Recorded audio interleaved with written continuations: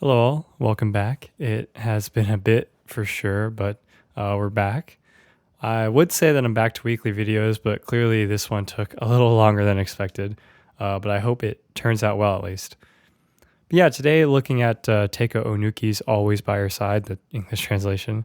Yeah, I was just revisiting some of her music, and as soon as I heard the intro to the song, it just really grabbed me. Just so many layers, sort of wide dynamic production, and also just really unique, sort of not overcomplicated songwriting. And yeah, you get the point. I thought I'd run through the chords a bit, as there's some fun stuff to take away. And as always, I can't say I'm 100% right about everything or prescribe meaning as to how the tune was written. I just describe things and use theory as sort of a learning and communication tool. So getting started here on this intro, we start on this B major 9. And in the song, there's this harpsichord sounding thing that kind of gives the tune a lot of flavor and texture. From here, we jump to this minor 5 chord relative to B, this F sharp minor 9. And this is a pretty common change that uses the flat 7 key. So in this case, A, to create this sort of nice sounding vamp, this B flat major 9 to this F sharp minor 9. So B major 9, F sharp minor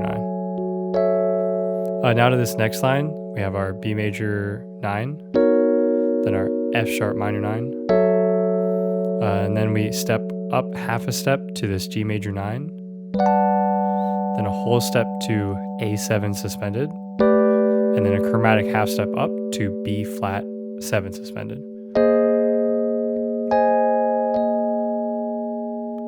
For the keen-eyed or eared amongst you, I guess, you might recognize that sort of G major 9 and that A7 sus working well, because along with that F sharp minor chord, they are the 3, the 4, and the 5 chords of D major.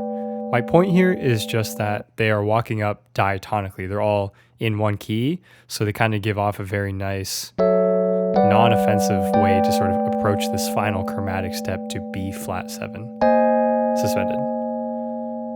So yeah, that leads us into the main verse. That final B flat 7 in the intro resolves as the 5 chord to our 1 chord, our E flat major 7 or 9. From here we go to this E flat 7, dropping that 7th to a flat 7 and emphasizing it in the melody. And this acts as a secondary dominant to, you guessed it, our 4 chord, A flat major 7.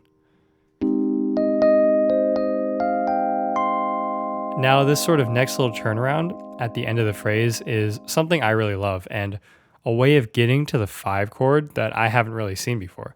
So we use this A minor 7 flat 5, but in simpler terms, all we did was raise the bass note of that A flat major 7 to an A. All the other notes are the same. And this gives us a nice passing chord to go to our 5 chord in suspended form, so B flat 7 sus. And that brings us to a repeat.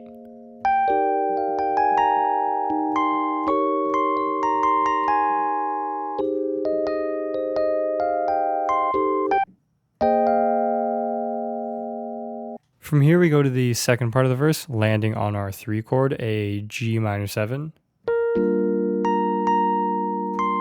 Then some simple movement down to the 2 chord, F minor 7. And now we have a pinch of sort of spice with this D flat major 9. This is actually really simple. All it is an F minor 7 with this D flat in the root. And this D flat serves maybe 2 functions. One is that it's the flat 7 in the key of E flat, which gives us that sort of same vibe as we've been having in the intro. But it's also a chromatic passing note down to C, which is the root of our next chord, our 6th chord suspended, so C7 sus. And we know where this is going, sort of basic 5th movement to our 2 chord, our F minor 7. And again to our 5 chord, B flat 7 sus. And now we get to end our phrase, we get some spicy stuff. This D flat major 7 over E flat, or maybe, depending or not, if you like this C or not, it's maybe just an E flat 7 suspended. Again, this really stresses that really cool fusiony flat 7 sound that sort of is the recurring theme of this tune. On the first repeat, we jump up to our 3 chord. Then we use a 6 and 5 suspended chords, so C7 sus, and then B flat 7 sus, to get us back to the top with our E flat major 9. Our second repeat, we stay on this D flat major 7 over E flat for a measure. Then here goes some sauce using these parallel major 9 chords. So F major 9, E flat major 9, D flat major 9, bringing us to our bridge section with C major 9.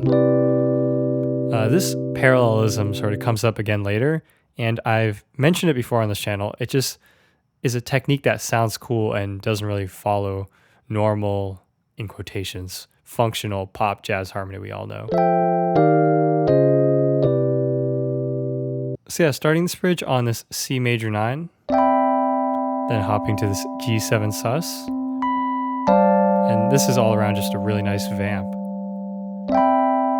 C major 9, G7 sus, C major 9. Then we start to walk down chromatically, so B major 7, B flat major 7, and then A major 7.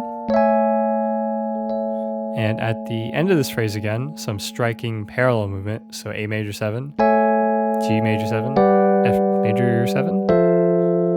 And on the first time through this tune, we go back to the intro.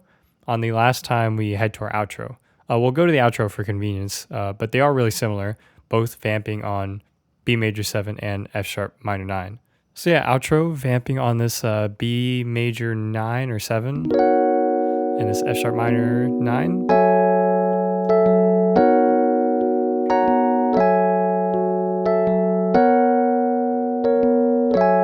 And a couple of bars later on this B major 9, we're going to stay here. And then we're going to use that parallel walk down again. So G major 7, F major 7, E flat major 7 to the rest of our outro. A D major 7 and a A7 sus vamp. This is just the exact same as that bridge before, just a step up, that one in C. And yeah, we vamp out on this. Got some pretty sparkly synth stuff. And yeah, that's about it. Hope this video helped. And thanks for watching as always.